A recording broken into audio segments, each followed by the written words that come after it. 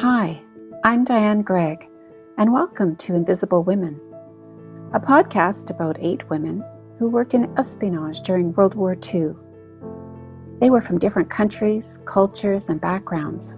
What they had in common was the opportunity to step outside of societal norms, while at the same time working in the shadows.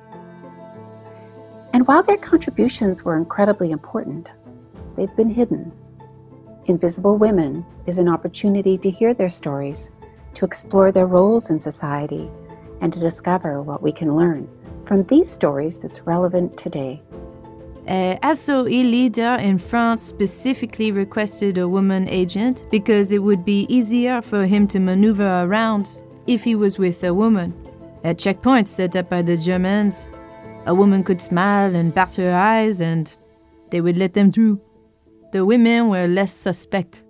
That's Celine, a young woman who was parachuted into France as a courier for the British Special Operations Executive, the SOE, about a week before D-Day. In establishing the SOE in 1940, the British High Command Communications suggests that they wanted to choose women who were attractive, charismatic, but not too threatening, and ones that could use their female attributes strategically to flirt and seduce men, such as batting their eyes and engaging the enemy in pillow talk. The general consensus was that women could use their seductive characteristics and be less suspect. And also, it was remarked that women were good at data organization and record keeping, which would be useful. These early communications revealed the gender bias against women and the stereotypic beliefs, not unlike the propaganda of the era, as I discussed in a previous episode. Also, the thread that women would gain the trust of men in private places in order to undo them was part of the era's cultural narrative about women. In addition, the SOE command felt that the Nazis had very restrictive views about women, and therefore the women's roles in espionage would pass undetected through the Nazi checkpoints, and women would operate more openly and easily than men. The women were selected and trained the same as their male counterparts, except in training they were also up against instructors' biases and received some of the harshest treatment, as Celine discusses in this episode. Even though the SOE women proved themselves equal and more compared to the male agents, the underlying perception that they were not as well equipped or astute remained unchanged through the war. Yet these SOE women who knew the foreign territory and could speak the language were sent in to perform some of the most dangerous tasks, like couriering and wireless operating.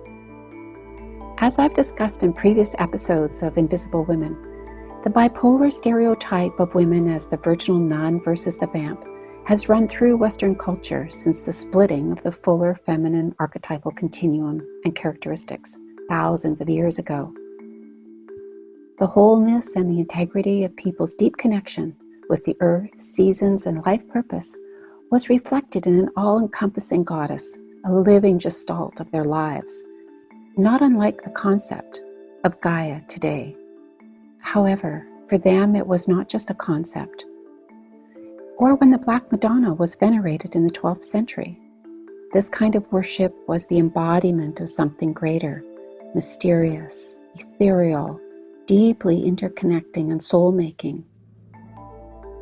It was the connection with the timeless cyclic ribbons which run through our collective history, humanity, and our individual lives, repeated through ritual and storytelling about our interconnected place in the cosmos and in the mystery of life.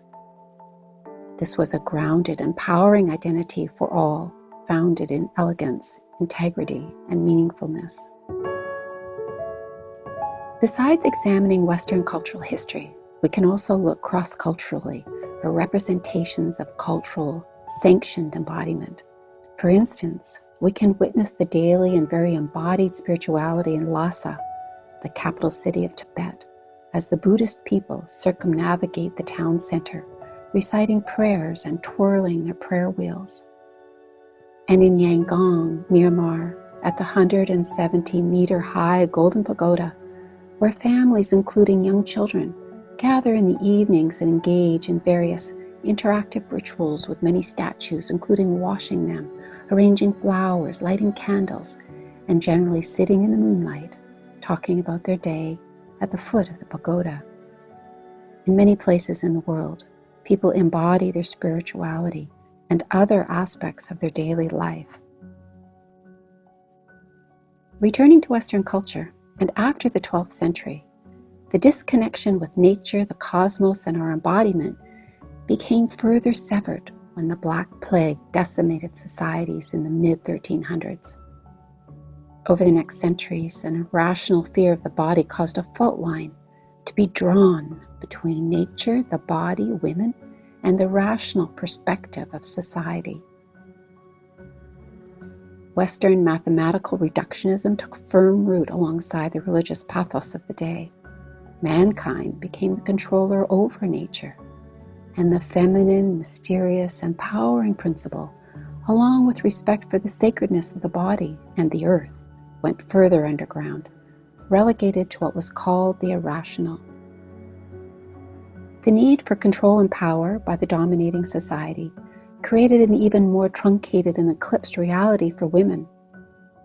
Women's empowerment was even more corseted, and women, their bodies, and the earth were further objectified and scapegoated upon. During this time, societal projections fueled the witch burnings of women and others on the fringes of society. A Holocaust which spanned 3 centuries, from the 1400s to the 1700s. Women and vulnerable others who had a connection with the creative, the mystery, with indigenous traditions, were sacrificed for the greater good.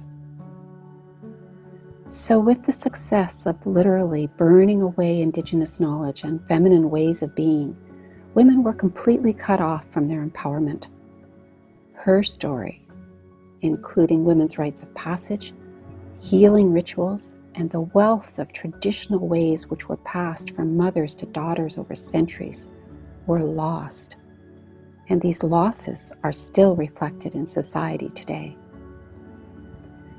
The devastation brought by the witch hunts meant that silence and sacrifice of women and others to authoritarian rule increased. To keep themselves and their children safe, women learned quickly how to be silent and repress their varied and natural ways of being, as they were subjugated and denied on the top side of their lives. The power of the Black Madonna also transmuted further, reflecting what was occurring in society. She was last seen as the very powerful nature goddess within Mary in Leonardo da Vinci's work in the 15th century.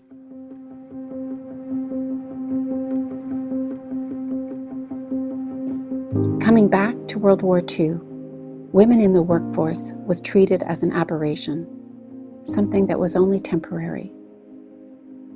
But the World War II women I interviewed who were selected and agreed to tasks behind the lines said they felt exhilarated and thrilled by the work. These courageous, intuitive, discerning, resilient, adventuresome risk takers wanted to carry out action-oriented, strategic, and creative tasks. The sanctioned espionage activities gave them freedom to be who they were, to express themselves in ways not previously allowed within society.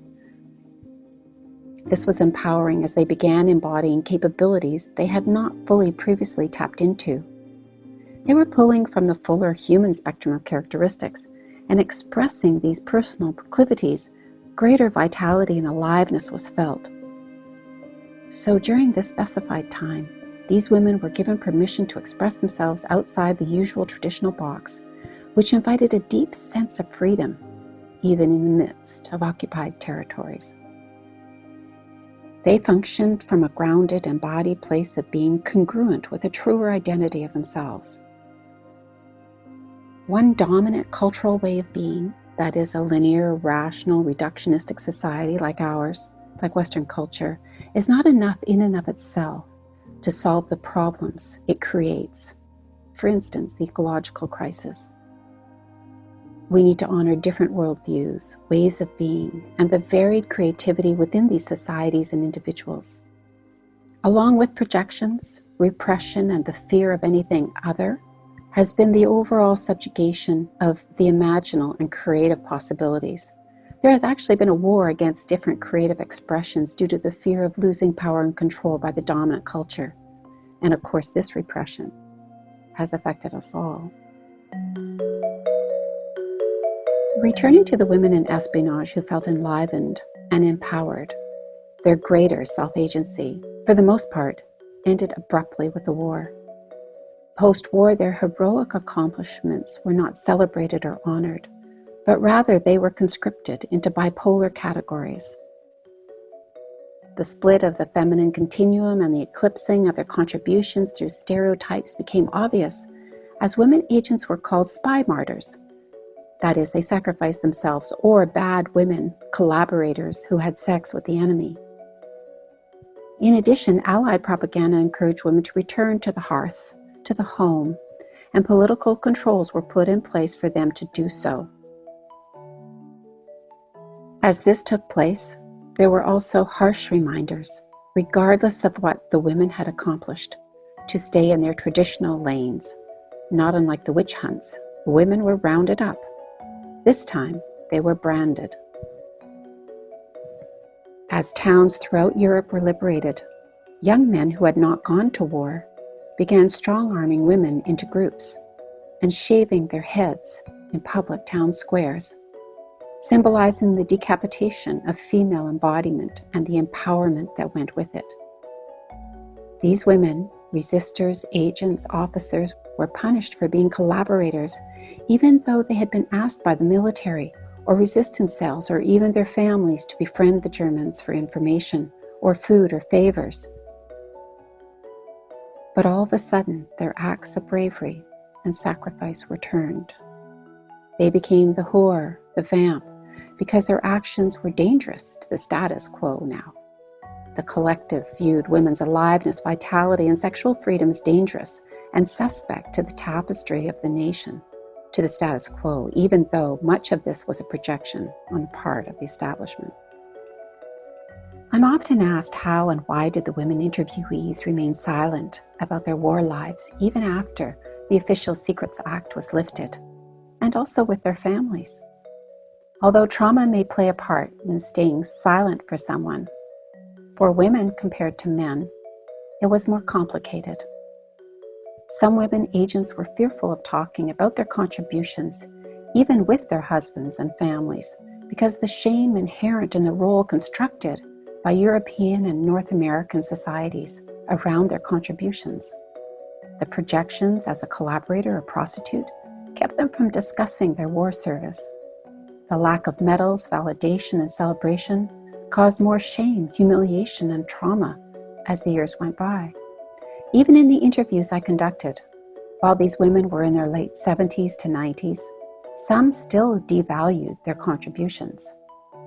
Their self-agency, empowerment, exhilaration, feelings of contributions were undone post-war in a variety of ways. So not only were the women living with the horrors of war, what they had witnessed and what happened to them, they also couldn't revisit the good aspects, their accomplishments, and the exhilaration and thrilling parts of being agents, being free of cultural norms, finding greater self-agency, independence, and the freeing aspects inherent in the espionage work. It was all endarkened for them and left in the shadow of their lives. Therefore, during the war and afterwards, these women's counter-narratives to authoritarian culture could not flourish, and the stereotypes and endarkenment continued. The ordinary woman who had stepped up to the plate with bravery was shut down post-war. And in such a milieu, why would you ever tell your espionage story, even after the Official Secrets Act was up, if you felt someone might shame you for your selfless acts of bravery? Unless, in the last stages of your life, a woman researcher asks you to reveal your story anonymously. In the summer of 2005, and with the winds from Hurricane Katrina moving through eastern Canada, I drove to Celine's condo. Since electricity was already out in other suburbs, I decided to walk up the 3 flights of stairs to her apartment, rather than chance having our time together slip away because of an elevator stoppage. As I knocked on the teal-painted door decorated with silk flowers, I heard her dog barking on the other side, and then soon, her voice to quietly reassure her. She opened the door, flashed a smile inviting me in, while her small white poodle wagged its fluffy body. Cold and somewhat wet, I really appreciated the dark coffee she served. We sat in her living area, engulfed in light teal walls of her well-appointed flat, drinking out of blue and white French teacups. We sat and chatted about her World War II work and other SOE women and men agents. I found her polite, gracious, and a good conversationalist. I enjoyed my time with her very much, especially her quick wit and how she shifted in depth with the questions. As we talked about the serious issues, her dark brown eyes were direct and focused. I was in France. My parents had separated when I was very young. My father went to South Africa and my mother took my brother and I to the south of France. Il me semble que ce matin le soleil est un peu moins brillant. Serait-ce la fin des vacances, la fin de l'insouciance? Il me semble que ce matin le soleil peine à colorer le ciel. Voudrais prolonger les vacances, partir en convalescence. When war broke out, it felt like freedom because I could leave. Mother was away visiting, and I decided to go live with my grandparents in England. I made my way there with no money or passport. I can't remember how I did that. I finished high school in Britain. When I graduated, I got a job in a convalescent home for pilots in southern England who had been shut down. I was 16. I wanted to do more, but would not lie about my age, so the summer I was 17, I applied for the Women's Auxiliary Air Force, the WAF. I knew that if I didn't volunteer, I would get caught up anyway and perhaps do something I didn't want. I got my notice and went and reported for basic training. We were billeted up in the north of London in individual houses. I don't know why, but for some reason they put me in charge. Yet some girls were older than me. I had more life experiences, I guess. Unfortunately, we had 2 attempted suicides, and I was in charge. Didn't know what to do, really. Panicked a bit at first. Then took them to the hospital to have their stomachs pumped.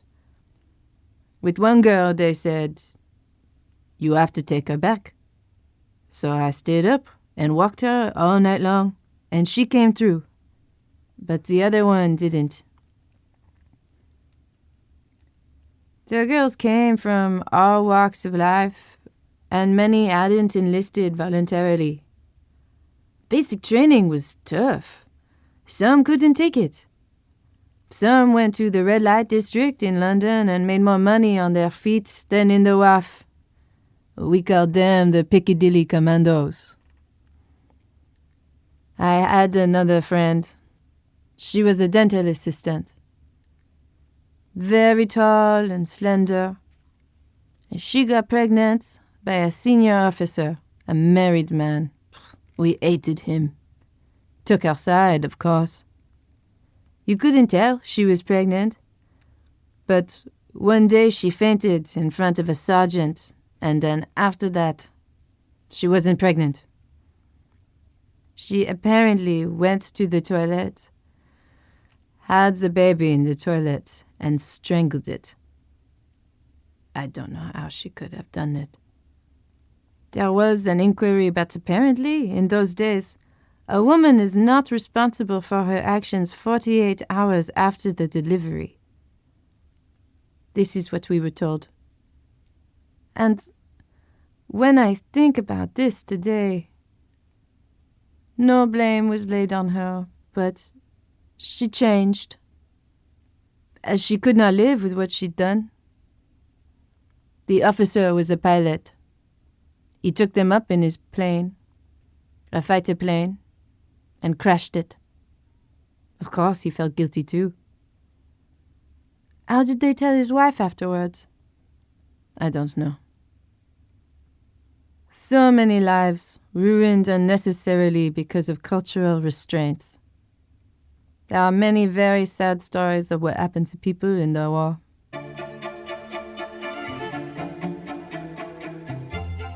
I spent 2 years in the WAF, but I was completely bilingual and bored to tears doing administrative work there. I asked my father if he could get me a job with the Free French. I was in the Midlands, at a station with another girl who spoke fluent French from Belgium, and we were with the Free French guys. My father was in the RAF, and I asked him to pull some strings. My girlfriend was called up to London. 2 months went by, and I was not. So the next time I got a 48-hour pass, I went home to my father's house. I asked him, how come they pulled her, not me?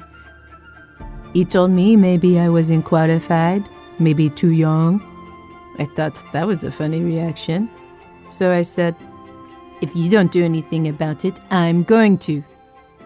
And I was called down to London within a couple of days. I did not know what I was getting into. None of us did. In London, I was interviewed by several people. One interviewed me in French, which always makes me laugh. The person who gave me my French test was an American army officer who could not speak French at all. After a day of interviews, I was told to go back to my base and we'll call you.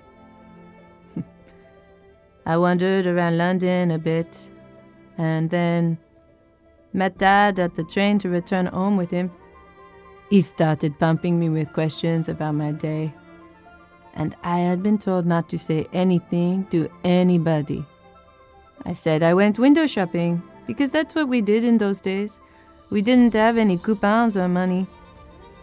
And then he asked, did you see so-and-so and so-and-so? And I said, how did you know? Well, it turned out he was on the board who picked the women to go into the SOE from the WAF and had some say on who was dropped behind the lines. He was one of the RAF group captains. He had concerns about me going into enemy territory. I made it clear to him that it was my decision and that I wanted to go. He said, well, we'll see what happens. You probably won't pass the training course and the war will be over before you finish your training. Ha! But I did pass. And the war was not over. The first attribute they wanted was someone who spoke French perfectly. And second, those who knew the country. I was 19, the youngest. It lasted for a good 3 months. I am a daredevil. I wasn't afraid, and I was dying to get back to France. Also, I was very security conscious. You had to be. It was your skin and everyone else's. There were some that were not cautious. For instance, they would send us chocolate bars on the parachute drops. And one day, I was with this guy in France, and he pulled out a chocolate bar with the English wrapping on it. Oh my God, I nearly had a fit. He was at least 10 years older than me, and oh my God, yes, it was a big risk. I refused to work with him again. And you know, he was captured not long after we landed. Another thing, I could keep my mouth shut and forget. I was told to forget everything we had done and all names. just to remember only the things we had to use at that point and time. Put the training behind you, they would say. They were terrified what people under torture would say.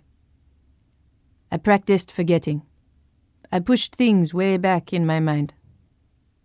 At first, we were sent up to an estate in the remote Scottish Highlands, then to Beaulieu Estate in New Forest, to the SOE finishing school.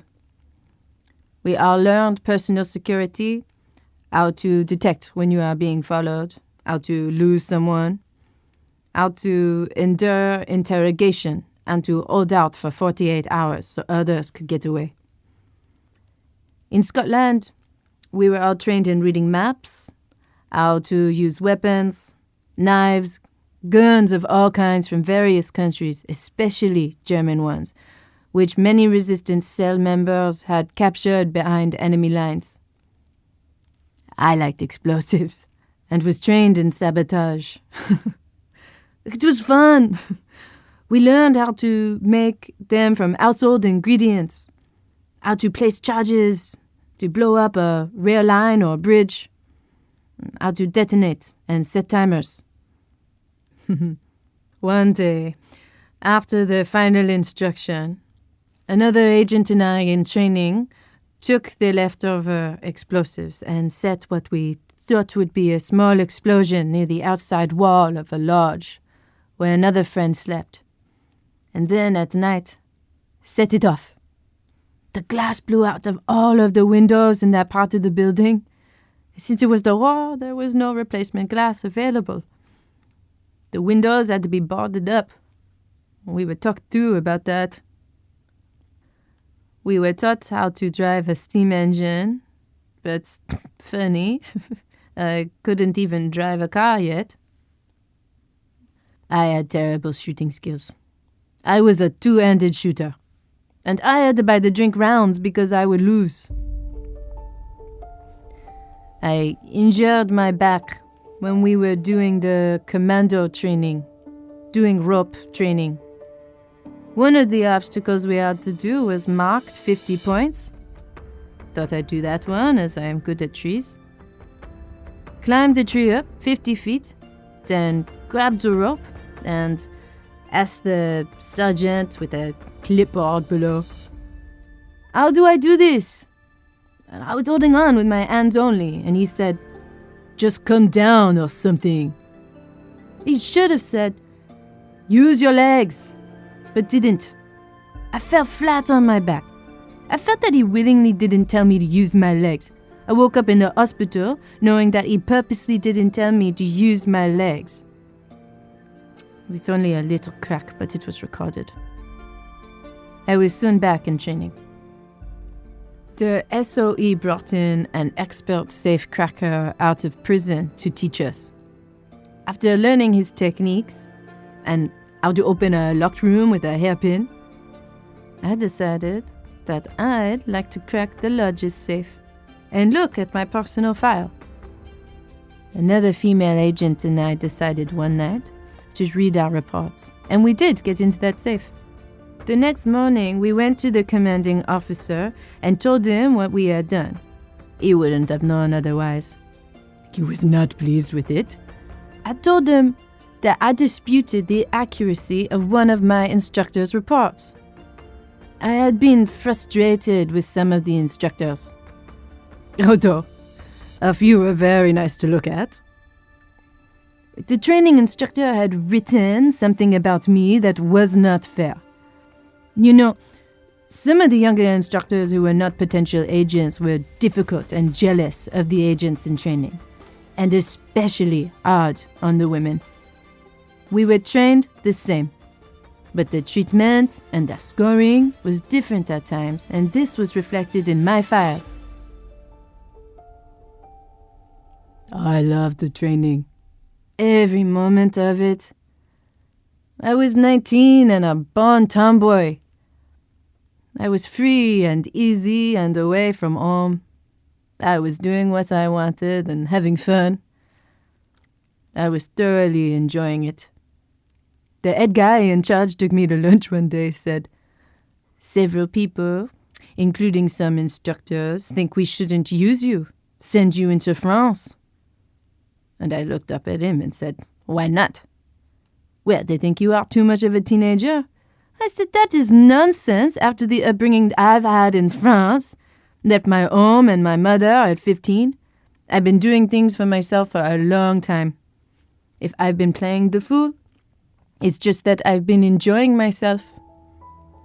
So he said, I know you can look more sophisticated because you have been brought up in France. You don't look like a British schoolgirl, so I want you to act older. And I said, no problem at all. So I completed my training and they sent me in. I wasn't afraid. I was very security conscious and I'm very adaptable.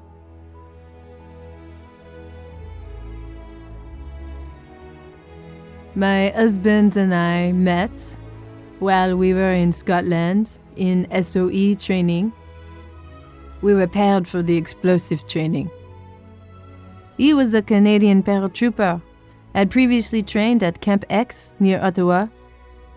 After a few weeks, we were inseparable and decided to get married.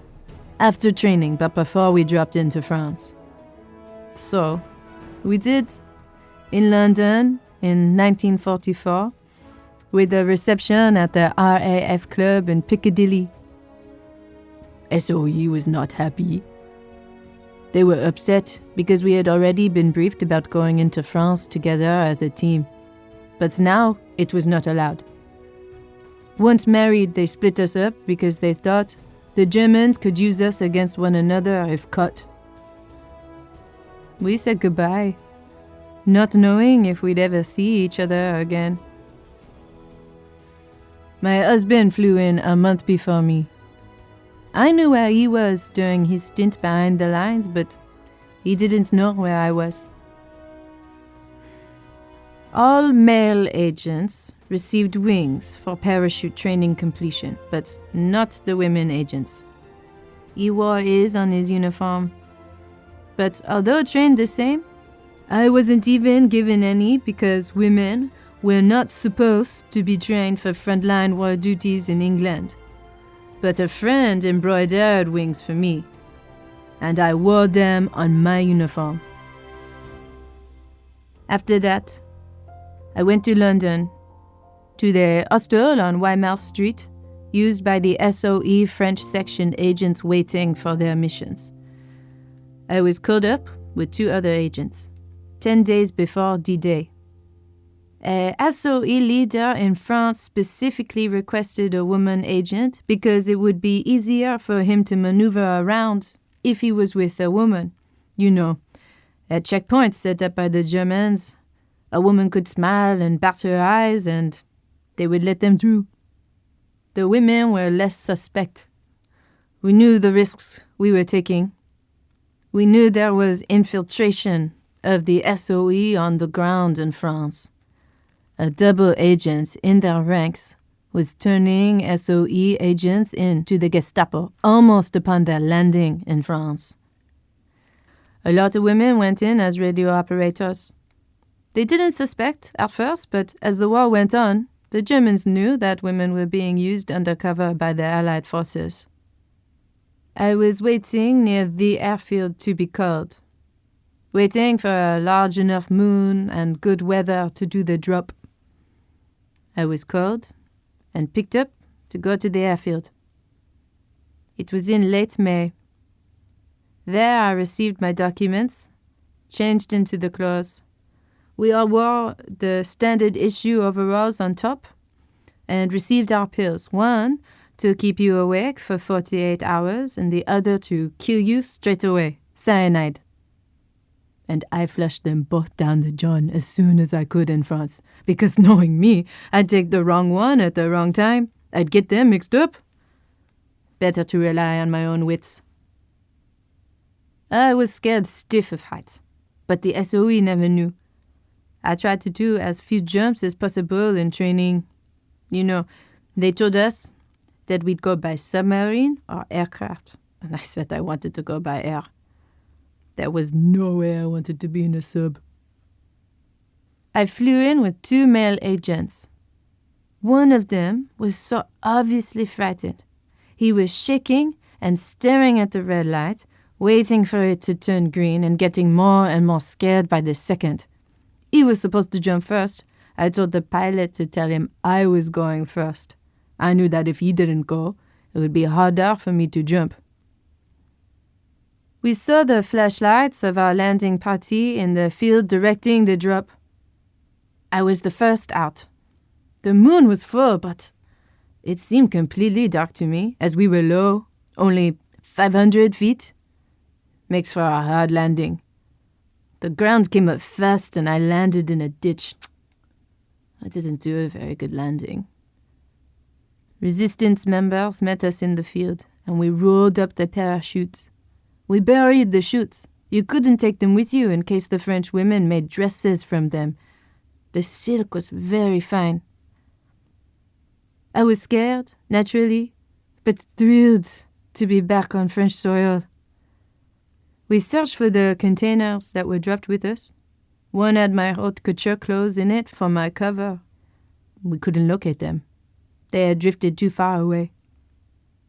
Our landing party took us to the local safe farmhouse for the night. I was bruised, hurt my shoulder, and had a very sore abdomen. Glad for the glass of local apple brandy. Since the clothes lost were ones I would have used for my cover, it was a problem. My cover story was I was in the couture business, from Paris, visiting the area to recover from bronchitis. There was concern because we knew if the Germans picked up the container, they would know right away that a woman had been dropped.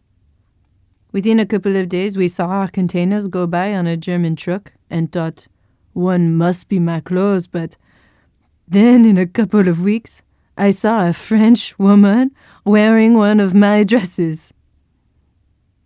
And rather than hide me on a farm like someone suggested, they decided I was to blend in like other women my age, just work away and do what I was supposed to. Logically, I would be hidden, but I was not hidden. Within 2 days, we cycled to our base, a nearby chateau, about 15 kilometers away. But it was so hot, and I was still in my wool clothes. Ugh. Our cell leader found clothes for me through a retailer in town who was helping in the resistance. In Le Mans, there was a large German garrison. One thing I found difficult was seeing them marching in the streets. Anyhow, the black market restaurants were busy, and I would go in for a coffee or lunch. And often when you went in a restaurant, there was not a table. I would sit down and eat with the Germans. I would often be seen with them, and a lot of French collaborators thought I was German. Others thought I was a girlfriend of one of them. Turned out to be a good cover. But one time, I was seated beside a German officer who turned out to be the head of a local Gestapo. I had a meal, chatted with him, and when I got up to leave, I dropped my handbag. The Germans were always polite in these situations. If he had found the Colt 45 in my handbag, it would be highly suspicious. It was heavy. What would I say? I have a ton of bricks in there? But luckily, I picked it up before he did. There were several close calls like that, but those were the times we lived under. The cell leader and I worked out of a small house, and we met up with the other agent near the chateau. Although I was trained in sabotage, I went in as a courier and liaison among the cells. We were there to organize them, to train the resistance groups how to maneuver, to teach them about certain weapons and explosives. We had 30 men in the woods, a Maquis, a band of armed men. So we decided to split all our guys up in different farms. Security became paramount. So Even my SOE leader did not know where other groups were hidden. It was need to know only. Before D-Day, they were told to sabotage and were very successful at disrupting telephone lines and telegraph communication among the Germans, which obliged the Germans to use the radio. At the time, I did not know about Bletchley Park's secret work, and that the German radio codes had been cracked. Through the radio, the Allies were able to track German troop plans and movements, supplies and more. They couldn't do that if the Nazis used the telephone lines. Also, I would contact men who could be useful to us. I was distributing weapons which were dropped in monthly and demonstrating to this new group how to use them properly. To deliver messages between groups, I could get around on a bike. I did a lot of bicycling, averaging about 70 kilometers per day. But I used a farmer's truck to transport guns, covering them with hay. Sometimes I would be armed and hide under the hay with the rifles, and the other agent would drive the truck. But I had lost a lot of weight. When I jumped, I landed so hard that something happened to my innards. Bled often on and off the whole time I was there. And I had surgery a few years later for it, but didn't receive a pension for that war injury. We didn't talk about those things. I kept my wits about me. I had a lucky star, and also, I do believe that there was the question of caution, of security. Some took unnecessary risks. I didn't. And I too think there is a sixth sense that women have that men don't have. In France, I had a couple incidents that strengthened my feeling about that. For instance, the whole resistance group would meet at the home of a Scottish woman whose French husband was away at university teaching. His wife kept the house, and she was very happy I could speak English. 3 of their sons were in the resistance group. There was also a German female officer living with them because the Scottish woman was considered Aryan. We had to be careful planning our meetings. We never had them when the female officer was there. When we planned a meeting, we would fix an alternative meeting for 2 or 3 hours later in case anything happened. One day, I was headed for their house. I was on my bike, and I just turned down their street. And I thought, this isn't right. There's something that doesn't feel right about this. And I turned around. I waited and went to the other meeting place. The guys were there when I walked in, and they were really surprised to see me. The Gestapo was watching the Scottish women's house and raided it. They hadn't been able to get word to me because I was coming from another location. They got away because a friend of theirs who worked with the French police had managed to notify the family, and they had 15 minutes to get out. And they knew I hadn't appeared and that the Gestapo was waiting for me specifically. It was just a gut feeling. I don't think men have that. Most of the time, it's with you, and I think you can explain why you do certain things and not others. You feel good about doing them. You feel right. And turn away from others automatically when need be.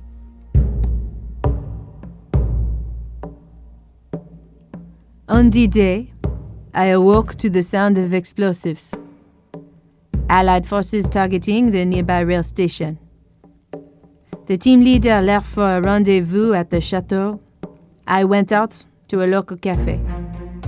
The radio was playing, and I heard that the landing had begun on the beaches of Normandy. I was surprised, as it was sooner than we thought. We were soon ordered to sabotage roads, telephone lines, and railway stations, but we had already done that in our area. In the next few weeks, we carried out numerous missions, making strikes mainly on German telephone lines and cables as they were repaired. We thought the advance by the Allies would be quicker than it was. At one point, the Germans invaded the forest, killing many resistance members. By the end of July 1944, we heard that the Allies had broken through the Normandy front, and we knew already from the stream of disorganized German troops coming toward us. The Germans evacuated the town shortly afterward, taking about 50 resistance prisoners with them, but leaving others behind. That was early August. I went into town and was walking by the local hairdresser, and she said, "Come in, I've got shampoo," which was a luxury because we didn't have any shampoo. We had this horrible soap, and we would wash our hair sometimes in a river. So I went in and had my hair cut, and I came out feeling great. It was a sunny day, and the Germans were gone. But there were some local French guys who had been collaborators.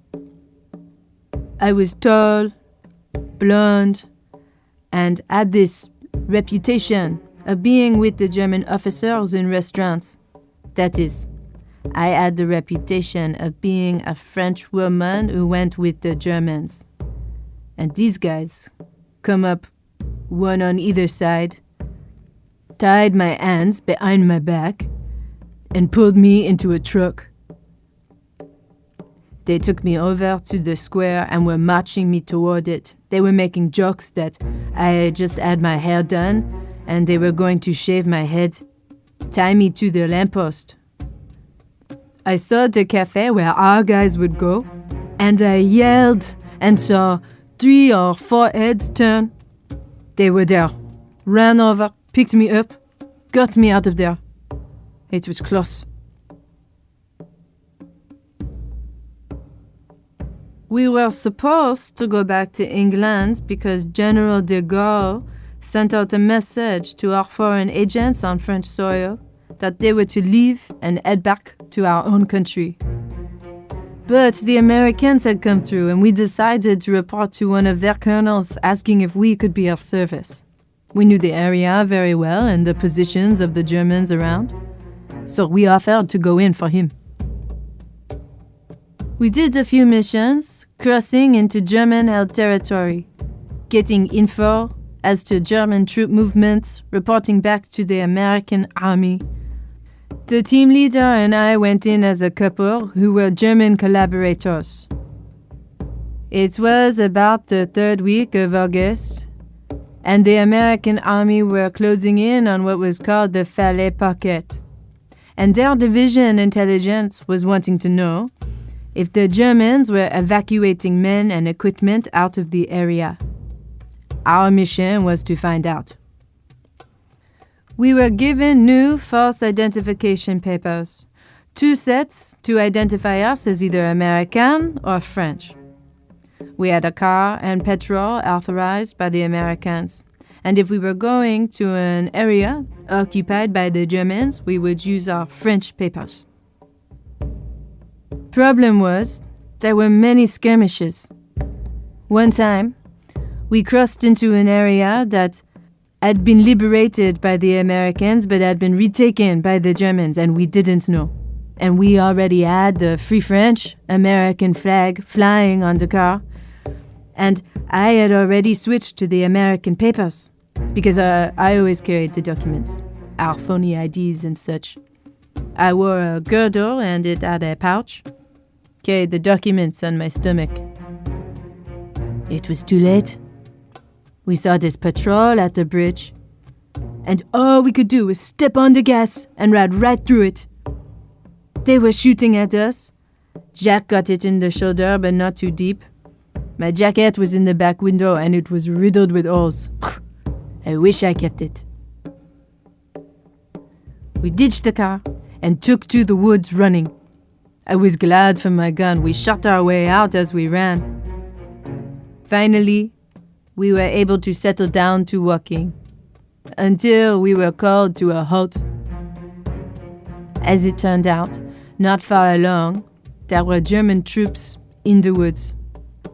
We told them we were trying to flee from the Free French because we were collaborators. We'd agreed on our story before being caught. For safety, when we left the car, we broke up into 2 groups. They didn't know what to do with us. They held us for a while, and then the Germans got orders to move on. They didn't want the hassle of taking us with them. I don't think they believed our story completely, but they let us go. We went into this little French town which we had been in 3 or 4 days before. It was all shut down and it was dead. And we went into this cafe upstairs and we were leaning out the window, which we should not have been doing. That was a big mistake. There was German patrol going by and they called us down. Took us off to a schoolyard. Nearly all men in the yard. They were holding them hostage in order to make a deal with the Americans and French. Jack had to stay as hostage, but they let me go into the town to find accommodation with a French family. Jack had forgotten his jacket at the cafe, so I said I'd go back and get it, bring it to him. The evening was chilly. I was walking through this town, and everything was shut down. All the shutters were closed. It was dusk. And I turned the corner and immediately heard footsteps just ahead. 2 German patrol were talking and walking toward me. I had to keep on walking and hoped they would pass me, but they didn't. I knew what I was in for, and had to keep my wits about me, had all the ID papers on me. I was ready to kick them and fight and thought, I can't do this because they will knock me out with the butt of their rifle. Then they will strip me and find the documents for us all. So, one held me down. You know. If they had found the papers, they would have shot the 4 of us. I was left on the ground shaking. I walked back with Jacques' jacket, told him what happened. He was talking to the man next to him, who was the headmaster of the local school, and he wrote down the address of his fiancée and said, "Go there." I thought, I'll never find this place. It's dark. I'm afraid to go out on the streets again. Well, I bloody had to go. He said, "Bang loudly as they are all down in the cellar." That's what the French did. They hid their women in the cellar at night. After banging for, I don't know how long, someone came. And they weren't sure they could trust me, but they recognized his handwriting. I stayed there all night, just sitting on the cellar floor, shaking. But I shook for 24 hours. The Germans released the hostages as they negotiated an agreement with the Americans. Jack and the headmaster came, and Jack and I left the town, trying to make our way back to the American lines on foot. We had to use the French papers again at another German checkpoint as we left the area. I had them, of course. That night we stayed in a French farmhouse. We looked terrible, like refugees. The next day, we decided to cross the Seine. And then an American army jeep passed us and asked who we were. We showed him our army passes and he took us to HQ. Jack's shoulder was attended to. They asked me what was wrong. I told them. The army doc checked me over. I was afraid I had picked up some disease and wanted a pregnancy test. He said, "No, you're all right." I think he just said that. It has haunted me since. I've been able to put it out in my mind, but it is there, in an unpleasant way. The memory only returns now if I see something that reminds me of Germany. I was in France a few years back, in Paris. I bent down to tie my shoe and stood up, and there was a German officer with his insignias. I could feel myself go white. Everything came back. The smell of them. I was asked once if I suffered from the stress of it all. I don't know how we did it. You did what you had to do. I lived the way the French people lived. You watched your back all the time. It became second nature. That was Celine's story. Emily Bett Rickards was the voice of Celine.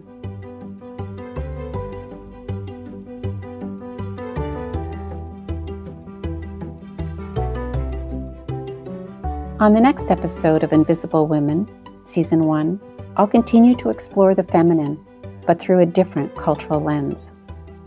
That's coming up on the next episode. Please visit us on the web, where you'll find additional information and resources.